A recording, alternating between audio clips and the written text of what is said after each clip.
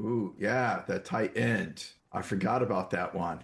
Yeah, I put a link at the very top. It had all of them that at least I remember. You like tight ends, would you say? See, my I remember girls walking around in high school with a T-shirt that said, "I may not know a lot about football, but I know a tight end when I see one." And it was the backside of the like offensive line all bent over. Nice. Hello, my friends. Thank you for joining us for the PEBCAK Podcast, a weekly information security show featuring some all-around good people. It is week 7 of 2026. I'm Chris Louie, and it's raining like crazy here, so I'm getting ready for weed pulling season. With me, Sounds I like have my you need a torch. Just flamethrow it all down. That's it. With me, I have my co-host, Uncle Barbecue, who has not stopped watching women's Olympic speed skating. I wish I could tell you that I did. I haven't watched anything at all. What fun is that? I guess I don't know. I think I just kind of prepared for the Super Bowl, and that's about it. So, nothing. I think post Super Bowl. Yeah. He's withdrawals from people hitting each other. That's what it is. Something like that. We know Chris be staring at that stuff nonstop. He's I'm looking watching at the it from a curling. stats phone. Yeah, he's been watching it from a stat standpoint. He's trying to see what he can bet on. Yeah, that's true. Like, how can we make some money off this? Since we got like the 3 most important people in the world, on the podcast to me right now, I do have an ask. So, when I die, which is like in 3 years, because it's the only thing you can plan anymore. Yes, I'll be your legacy iPod, Apple contact. Okay. No, beyond that. Data encryption recovery guy. I want someone to spread my remains at Disney. Who's up for it? Do you care? Land, world, Or ocean, Tokyo? boat. Yeah, what are we talking It doesn't matter. Just know that I don't want to be cremated, though. So it's gonna be weird.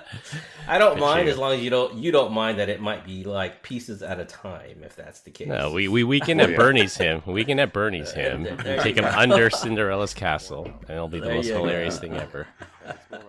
I like that. Yeah, absolutely. Go for it. Thank you. All right. So it sounds like everyone's in. Yeah, course. everyone's in. Who's going to dismember my body, though? is the You're a real bro. question. There's no dismemberment. It's It Weekend sounds at like we're going to do Bernie's. the Weekend at Bernie's. Yeah, it's Yeah. Weekend at I want you Bernie's. to. No, I'm asking you to spread my remains over Disney. All right, we'll figure it out. All at Who has once. the sharpest hacksaw? You're just going to drop the body. Yeah.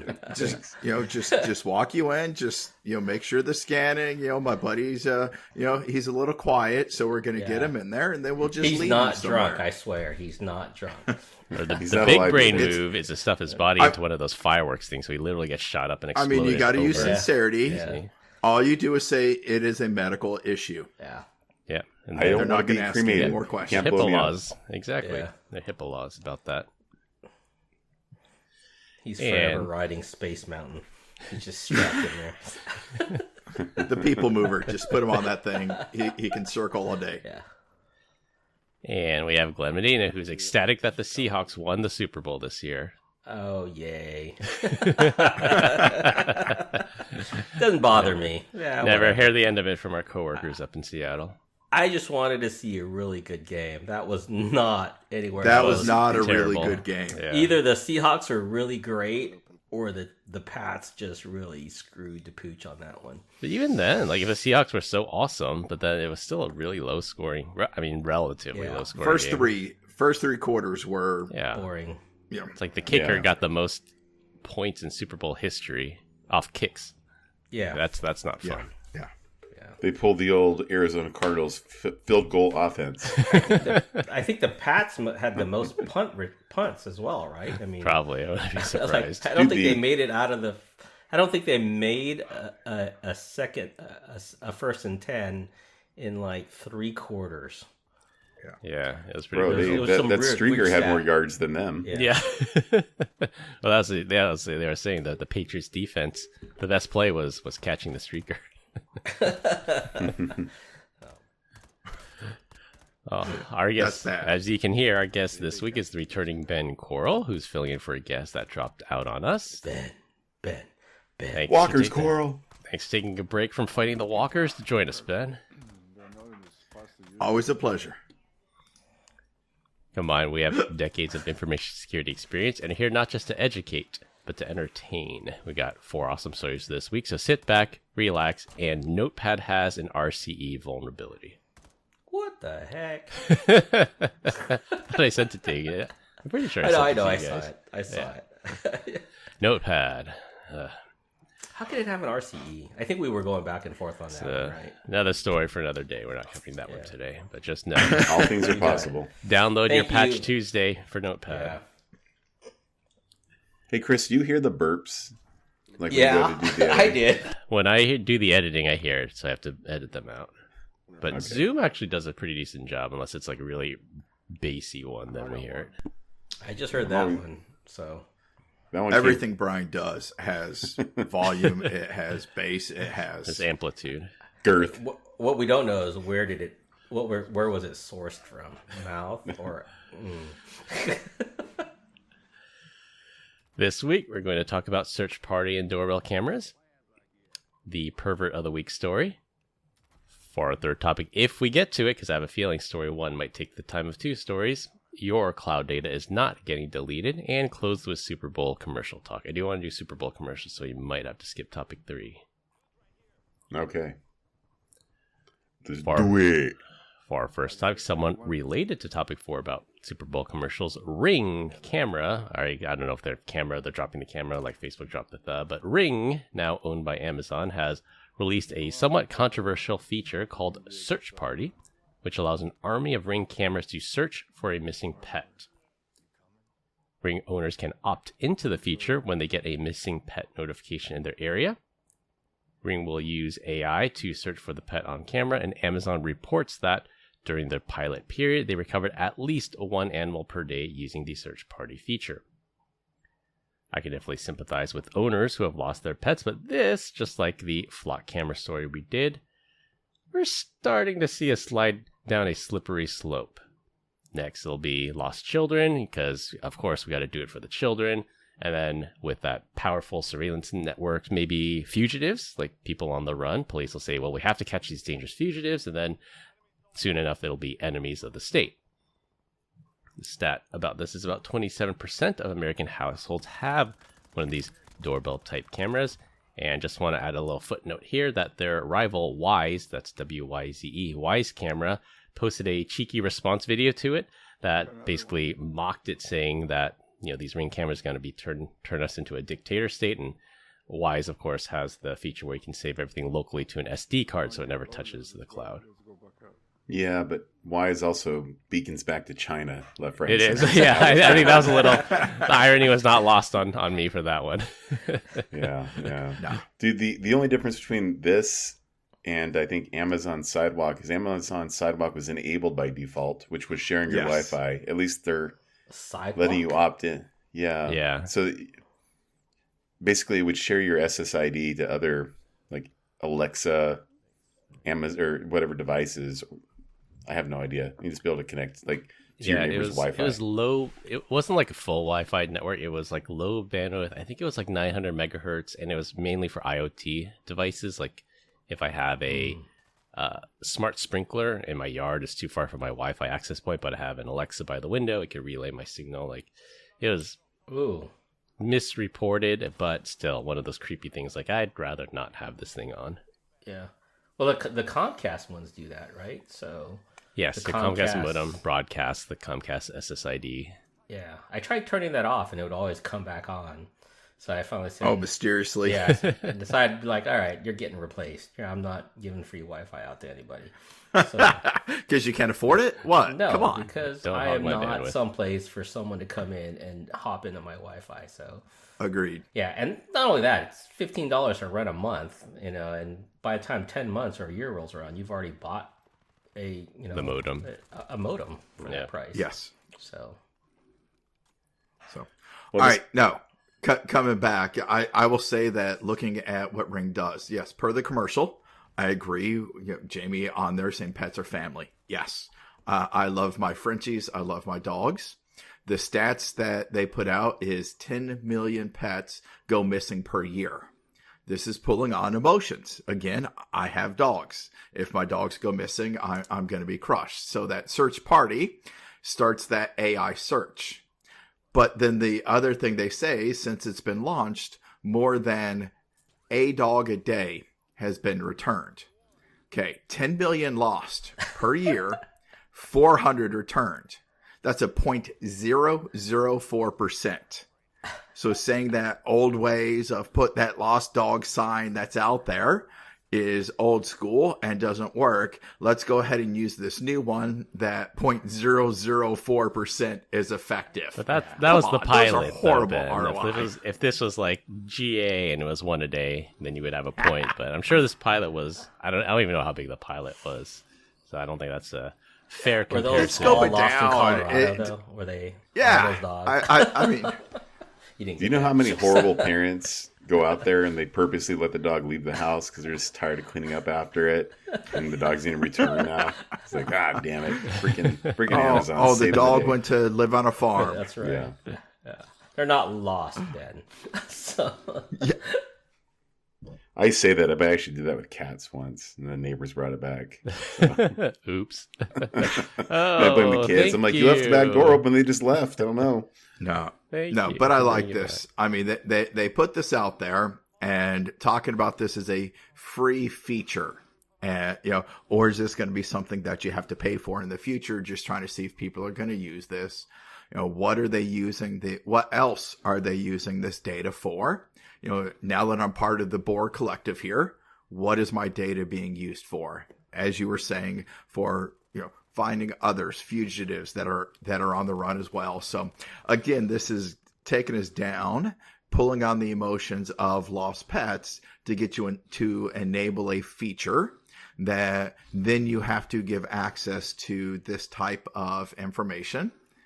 And if you go inside, they even have other AI features that you can enable as well. And if you enable those, it's going to give you a automatic AI created video description and gives you motion details, and you can read what it was. Ooh, that's an Amazon delivery leaving a package.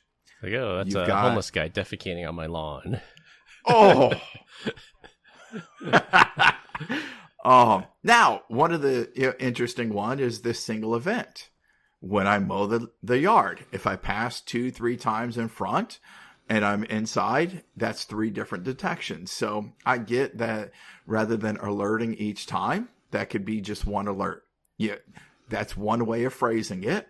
And that AI video search that now, because of the descriptions, you can do keyword searches to say, show me all my deliveries, delivery drivers or Grubhubs or whatever is being delivered. But you have to give permission for all of these things. And then what else is your data being used for? If something is free, features, then you are the product. Yep. So again, slippery slope here.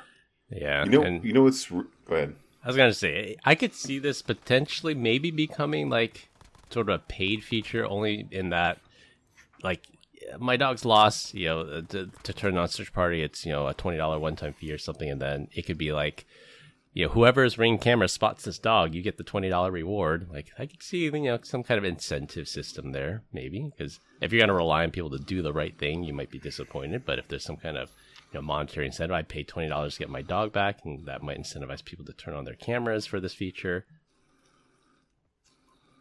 Yeah.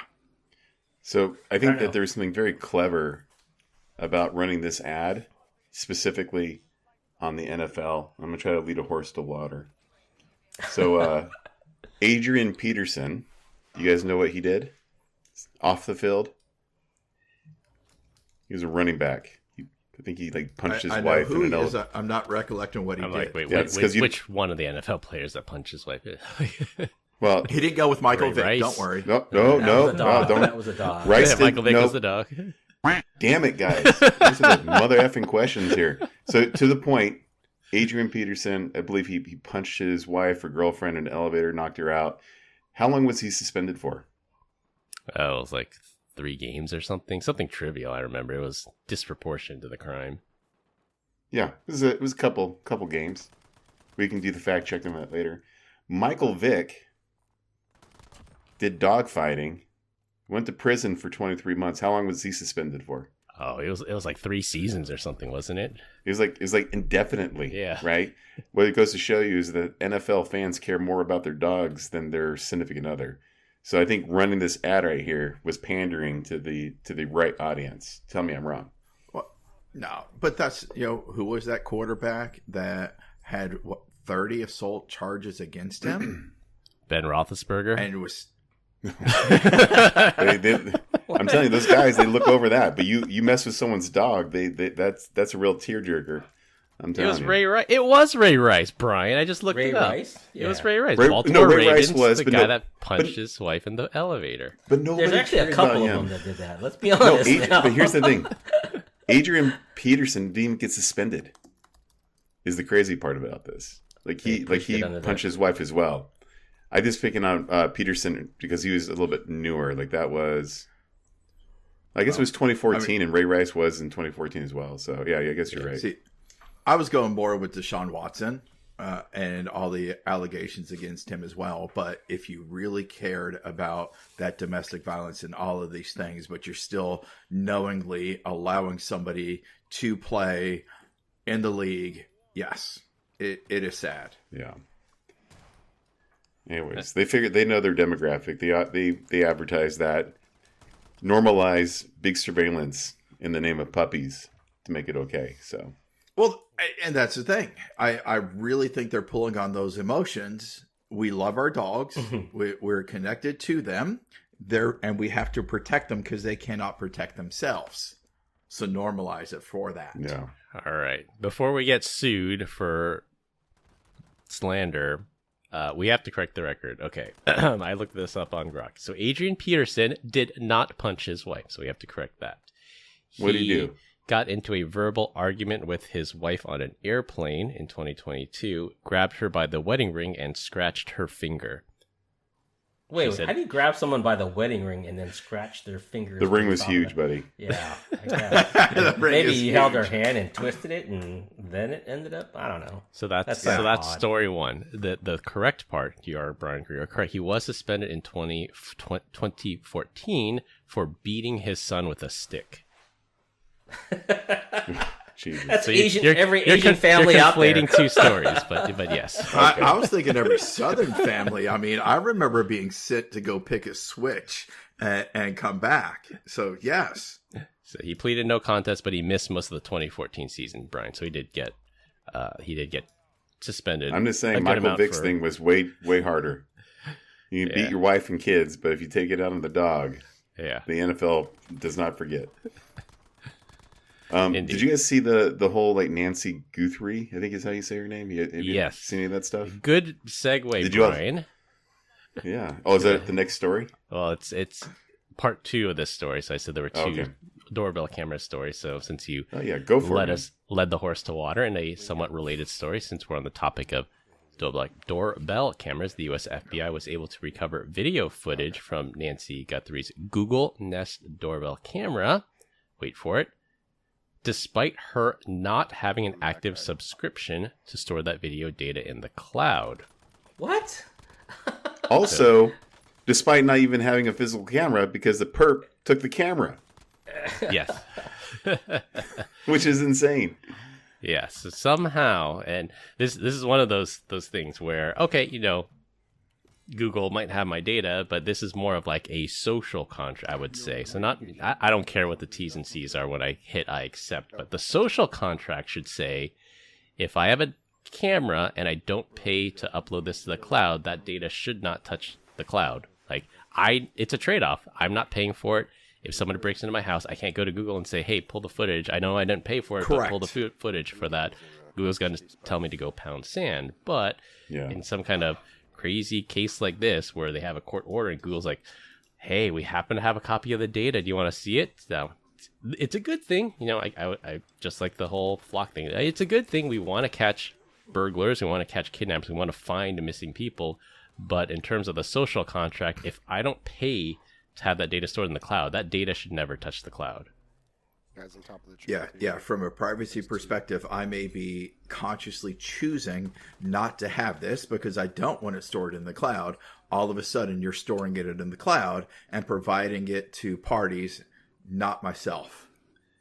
You're violating not just a social contract, but that's wild. That's just wrong. How about like buying a car and then being able to shut it down, like because remotely, remotely, period. Yes. That's over the Overreach. You were going to say reach around, but it's called overreach, buddy. reach around, yeah. What Brian said, reach around. Yeah, and I guess as somewhat of a a legal cover, so somebody from the EFF, they said this does not provide explicit evidence that Google and tech companies are storing this video footage without active subscription. It does make it plausible, but it's not conclusive proof. And of course, Google didn't respond to any requests for comment. But it's again one of those things that make you go, Yeah. How much more empirical data do you need in order to say that without an active subscription, data was in existence and it was provided? Again, how much more empirical data? Yeah, I agree. I mean, it's one of those situations. There's clearly smoke, so I'm pretty sure there's a fire there. But yeah, according to the EFF, it's not definitive. But at least for me, it's enough proof for me to say, yeah, they're storing stuff, even though they're not supposed to be. By the way, Yes, how even though wild they should not be.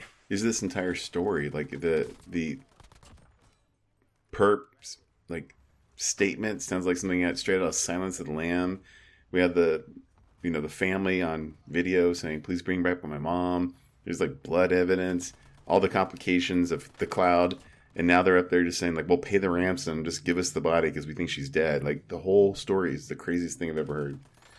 Yeah, unfortunately, I mean, we'll see what happens, what the outcome is on this one, but I just feel like people are kidnapped all the time. It doesn't make national news like this. It's kind of wild, or maybe not. Stop. Maybe. Kidnapping was not used to be a thing. It's not a thing anymore. Yeah, I think it's called grandma napping. Excuse me, she's 83.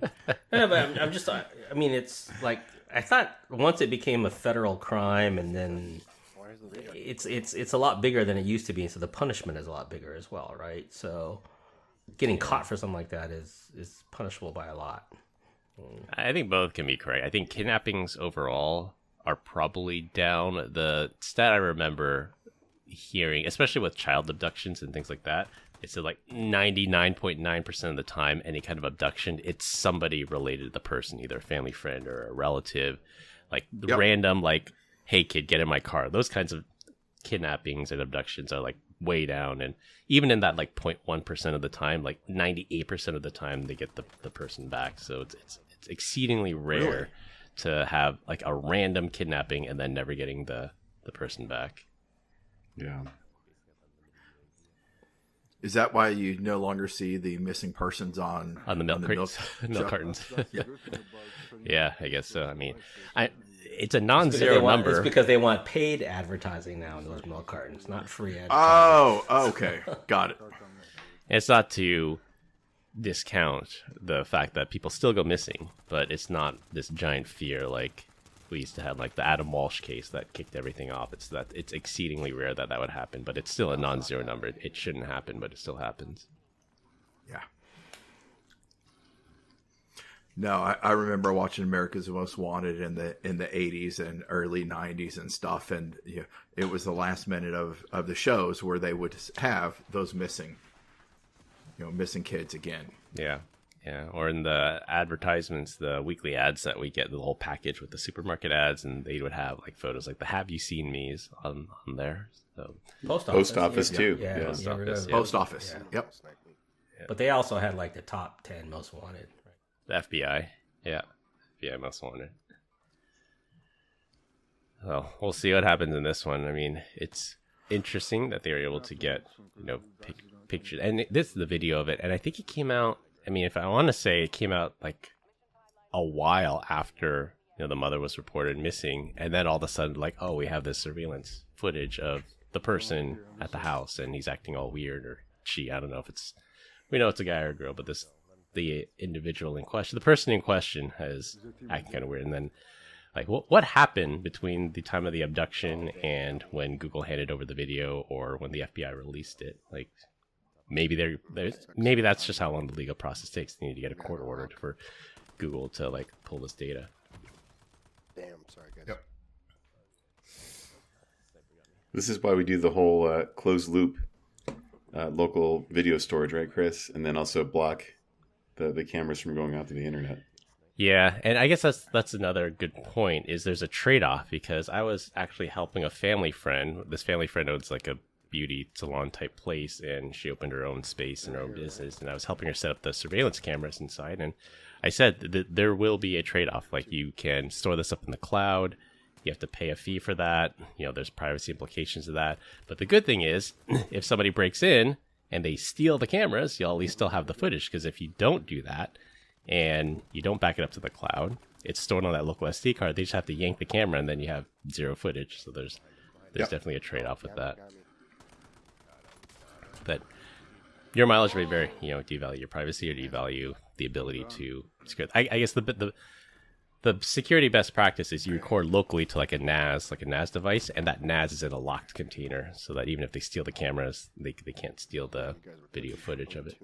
Well, what are we talking about? Like here? everything else in life, I mean, it comes down to risk, and what data are you capturing? How sensitive is that data? How resilient do you want it to be as well? Do you feel you need to? Because if the building burns down and you lose all of that data because of that even that local NAS is not going to, it's not resilient enough there. Yeah. So like everything else in life, it all comes down to risk.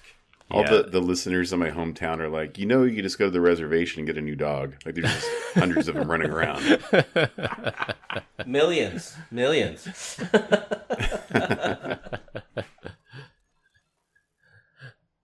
All right, for our second topic, this is our Bury Them Under the Prison story of the week.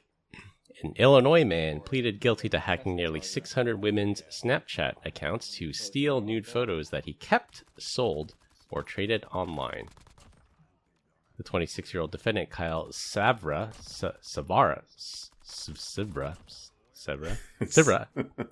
admitted in federal court in Boston to phishing access codes from hundreds of victims' Snapchat accounts. As a reminder, Snapchat was the original app where you could send someone a photo, they could view it only once, it would expire, and that it had screenshot protection built in, which naturally made it a magnet for sexting, especially with underage users. Savra used social engineering to... You would know, pervert. Well, you got to keep up with the times. You got to protect the kids. It's for the kids now. Or exactly. Or the pets. You never know. A new dog animal. New only cat cats. Shots. Yeah, only cats. Savra used social engineering to obtain victims' emails, phone numbers, and Snapchat usernames, then texted more than 4,000 targets requesting access codes while impersonating Snap representatives, very similar to those bank, PayPal, and Coinbase text scams that you've likely received. Savra was so successful that he advertised Snapchat's hacking service, so the Snapchat Hacking as a Service, where a Northeastern University track coach hired him to hack into Snapchat accounts of his athletes and students. Now, to put everyone's mind at rest, the coach was caught, and he's already been sentenced to 5 years in prison. Ew. I'm just start. Ew. I mean, what is wrong with people?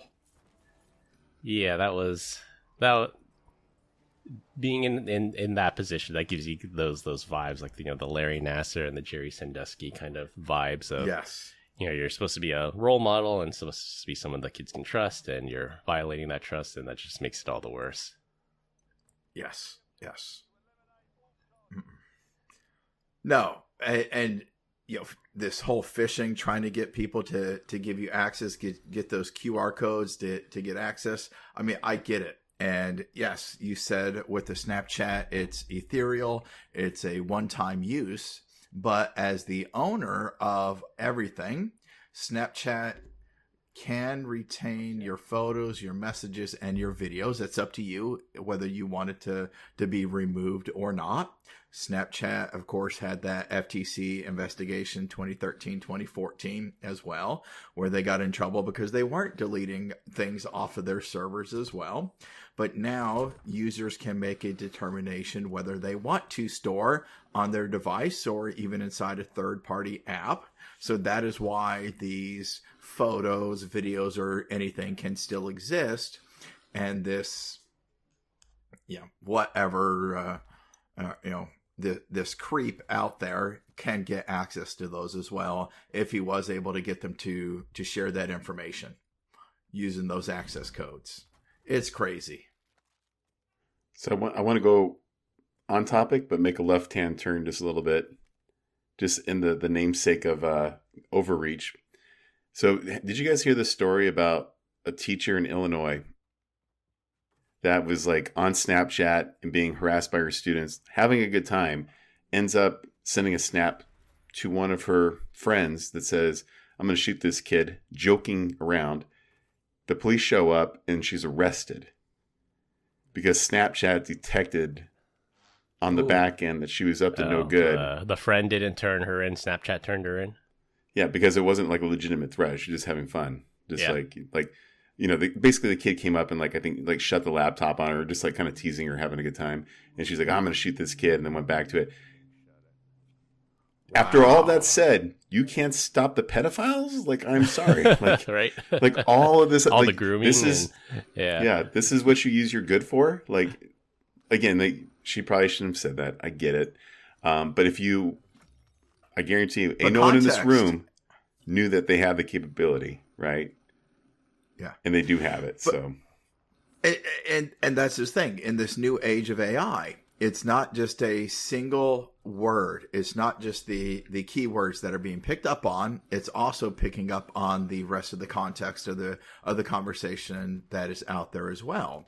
So, yeah, if you're going to flag on that, then pick up the rest of the context before sending law enforcement to apprehend people. So what you're saying is we have to prompt intelligently inside of AI, saying I have clearly this is a joke, but or asking for a friend of a friend. Unfortunately, I lost that in a tragic boating accident. Yeah. Mm-hmm. Yeah. Well, now we know that Snapchat DMs are not E2E encrypted.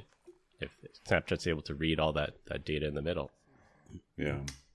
But I thought, was Snapchat the one that had to be sold, or was that the other one? That's TikTok. That's TikTok.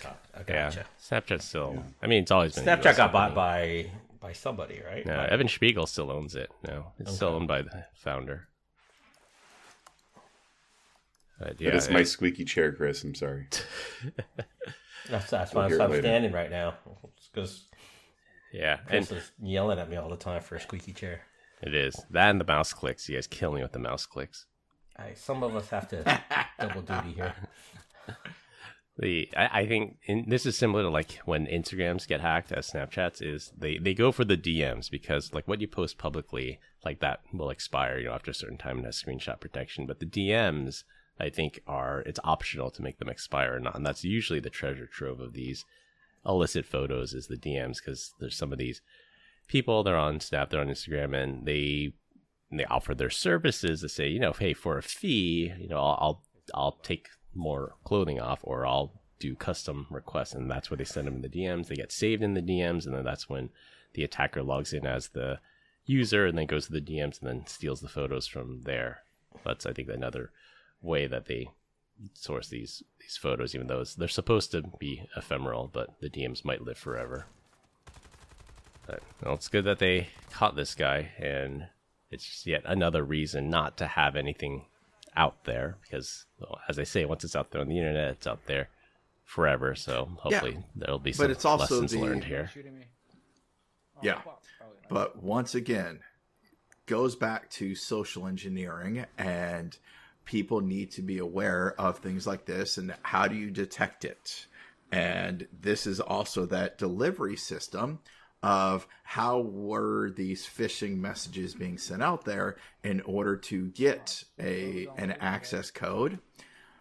How are we protecting the users of all of these in order to not allow these things? And then it's like, okay, now it's being accessed from, where'd you say, Illinois? Yeah. And these people have never been to Illinois and never logged on from Illinois. So, context wise, are they allowing a strange log on, even if it's looking like they have the right credentials? That should flag as well. So again, there are ways that we need to do better. Yeah. Agreed. I think Snapchat probably learned a few things here too.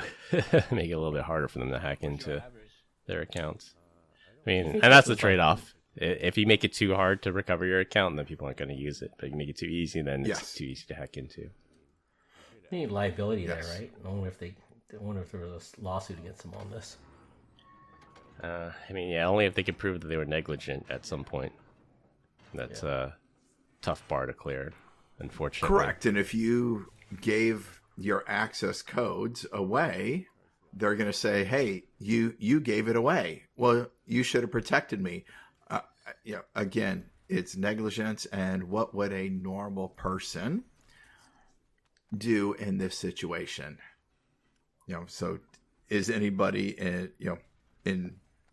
in this case, is anybody being negligent? Probably not. Doesn't mean that we shouldn't do better. Yep. I will tell you, one of the most boring things to do as a parent is go through your kid's phone. Like text messages and stuff like that. It's just like, God, how dumb are they? All the cringe words. And then and you can finally tell us what 6-7 means, Brian. Yeah, right. Brain rot, as Brain the rot. kids would say. Ohio. Oh my gosh, the new one, K-pop. I'm gonna jumping off a bridge now.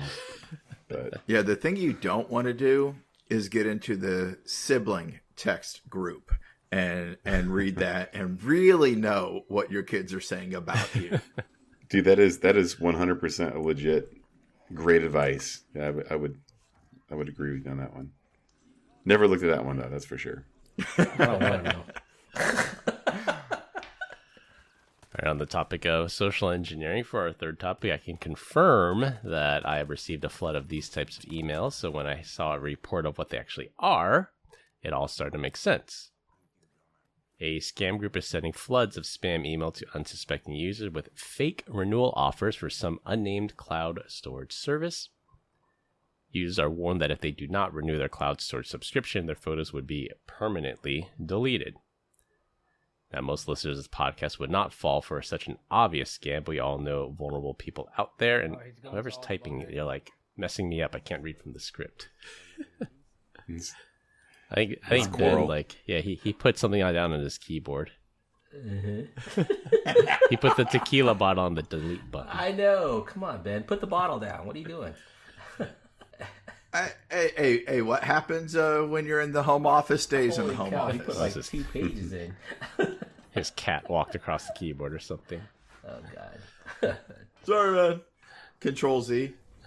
Now, most listeners of this podcast would not fall for such an obvious scam, but we do know the vulnerable people out there who would give up their credit card details to stop the loss of their precious memories.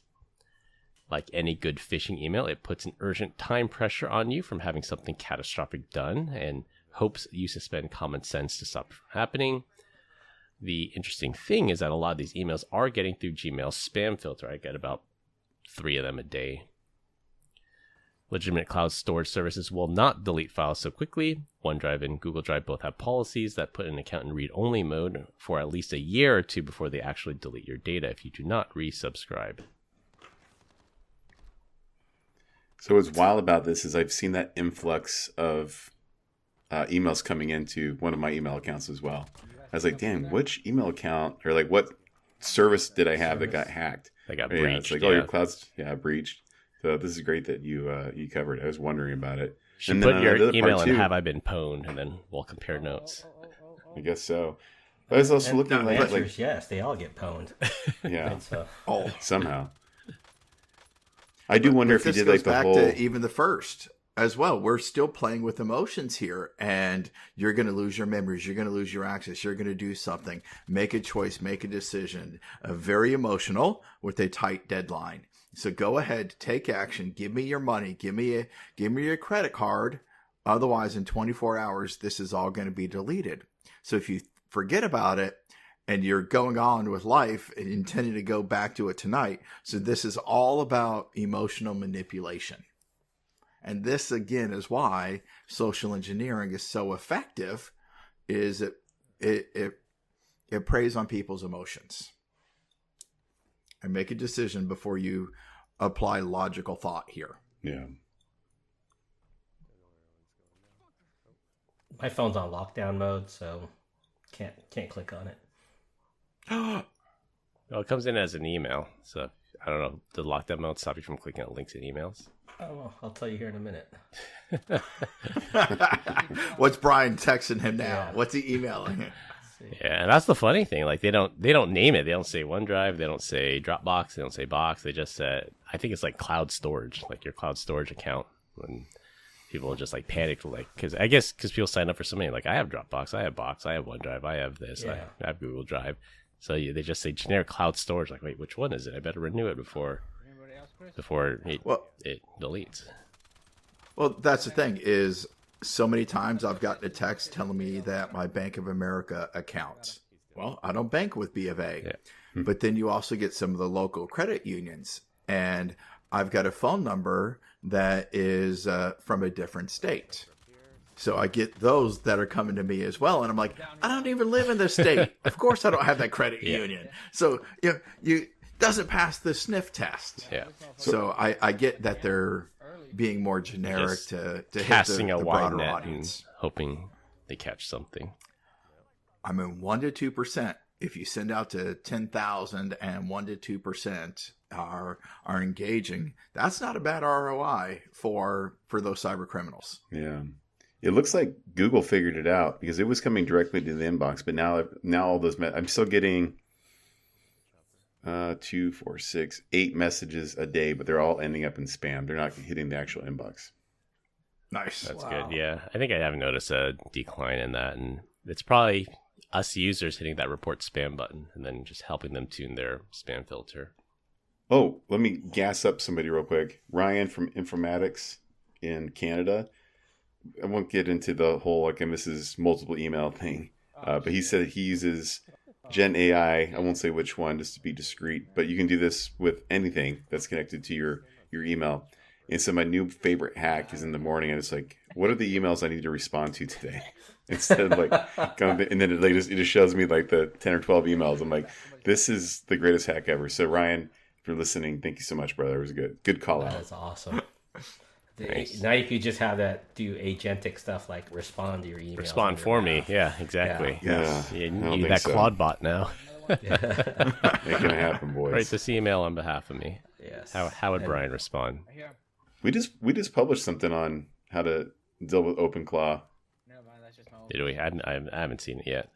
Yeah, I need a review. I have it flagged. Oh, that's good. Run. I don't know. But if any emails are supposedly coming from Brian, if it doesn't start with "Hey, best friends," I know it wasn't from him. Yeah. Or if he You says- just gave it in. You just I know. gave it in now. If for it the says attacker. please or thank you, it's not authentically Brian. It's not Brian. Can never be him. That's a good thing. It's having good rapport. We know how each other behaves, and I think I told the story on this podcast a while ago, but in fast forward mode, I had a friend. He was like legitimately in a jam, and he needed me to wire him some money, and I'm like, well, this is out of place, and I did a couple tests. I'm like, okay, and then he called me on the phone. I'm like, yeah, this is him, and this was before like AI voices and everything, and he was in some serious trouble, and I bailed him out. But yeah, it had all the telltale signs of being a scam, but knowing this person for that long and having a history helped verify that it wasn't. Hey, speaking of verification and context, what email company actually does that? It learns like your tone and how you normally communicate and flags or even blocks like those type of emails. I don't know. I would have bet you would have known this, Chris. I'm kind of blown away. But what about you, Ben? Do you know what I'm talking about? Might be Proton. Yeah. It's not Proton. I don't know that it's Proton. I think you're going to get more the material and the abnormals of the world. Yep, it's an abnormal. That are going to pick up. Abnormal. I mean, that makes sense because they look for something Pretty that's cool abnormal. little feature I've never heard of. But yeah. Yep. All right. Looks like Pretty we did cool have. one Did I trick pass the pony. test? All right, looks like we did have enough time to do all the stories, so we will close with our last one. For our last topic, it'll be a rotating topic every week. This week, we're going to talk about this year's Super Bowl ads. I have a bunch of them, so I know we're not going to get to all of them. There were 66 commercials, I believe, this year. Each one cost somewhere between $10 and $15 million for a 30-second spot, with production costs and post-commercial drip campaigns. The total cost for a 30-second commercial is about $30 million. So I'll see the good, the bad, the ugly. I'll throw it out to you guys first because I have my list here. Yeah, I'm staying in this house real quick.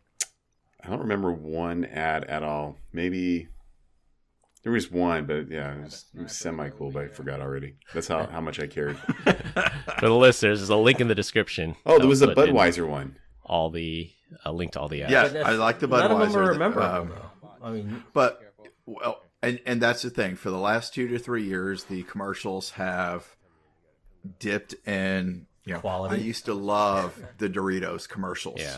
But I will say the commercials this year were about as exciting as the first 3 quarters of the Super Bowl. and the halftime show, right? So let's Yeah. get real. Including the halftime show. I'll be on.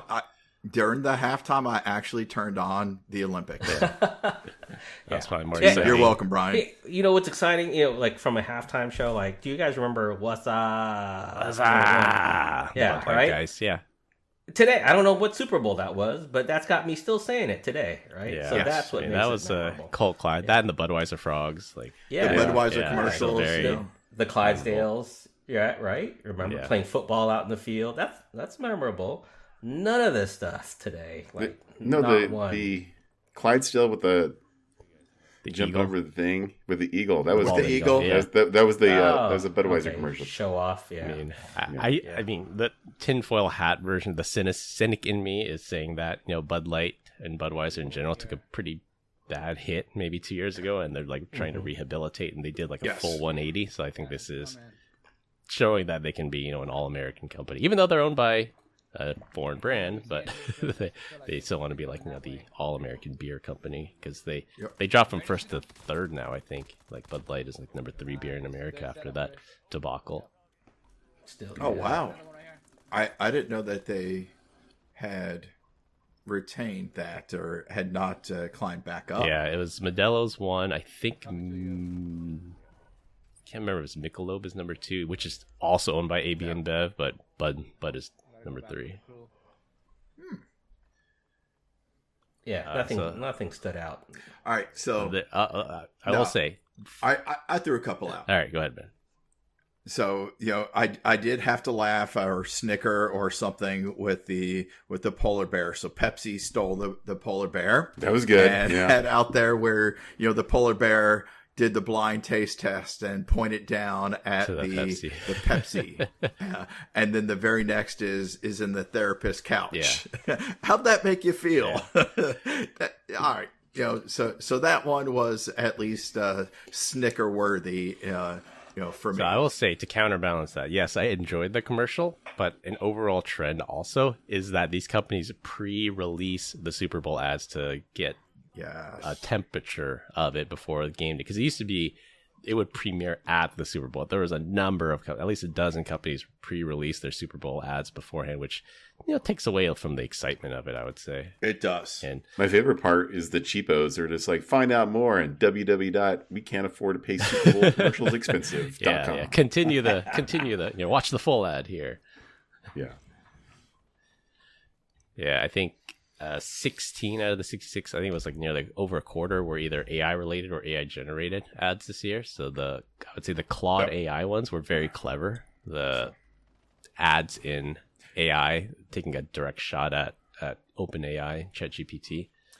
So I will say that I think the advertisers are looking at Know Thy Audience. Yes. And if you look at a couple of the commercials, you've got the Duncan, the Goodwill Duncan. Yeah, I like that with one. a nod to some of the 90s sitcoms.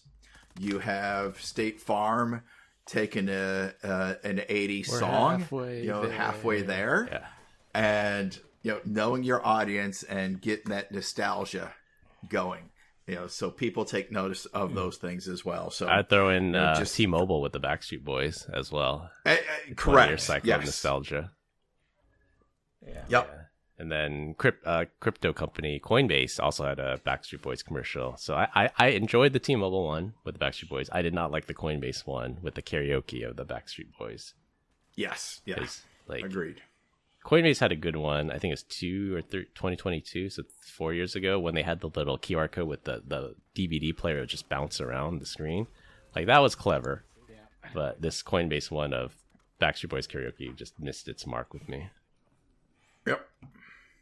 Speaking of My which, daughter, who's 23, would have loved that if she was at the house. She loves Backstreet Boys? karaoke. And I don't know if it was about Backstreet Boys. I think that song was on an episode of Brooklyn Nine-Nine, so she knows it very well. Okay. So, did you guys hear anything about how much the players lost and had to pay in California taxes? Yeah. That's ridiculous. The jock tax. Sam Darnold ended up owing $70,000 for winning the Super Bowl here. It's no better next year. This is going to be in SoFi next year. We're going to have the exact same problem. It's in LA. Hey, at least he Yes. won and paid 7. It'd be even worse to lose and pay 70. Yes. I paid money to lose the Super Bowl. Yeah. I wasn't there. Yeah, so I will say, I'll take the stand here. These views are my own, but in according to what Ben says, knowing your audience. So there were two in particular I think were targeting a certain demographic, I would say. So one was the Rocket Mortgage Redfin commercial. I think that was a total race baiting ad. That's not uniting America, and not in the spirit of it, at least. Like, it's like, won't you be my neighbor was the theme of that. And it's like, it'd be better if we were all holding hands and helping each other out, not race baiting people into saying, yeah, this is what America looks like. I don't remember that one, but I agree with you. Race baiting me. Jeez. Can't we So all many just get can't even along? breathe. Can't we all just get along? I can't even breathe. Yes, please. All right, maybe I hit a nerve with that. I shouldn't go into the second one, but I will say the Hims and Hers ad did not resonate with me as well. Don't remember that one. No. Because you No. don't use it?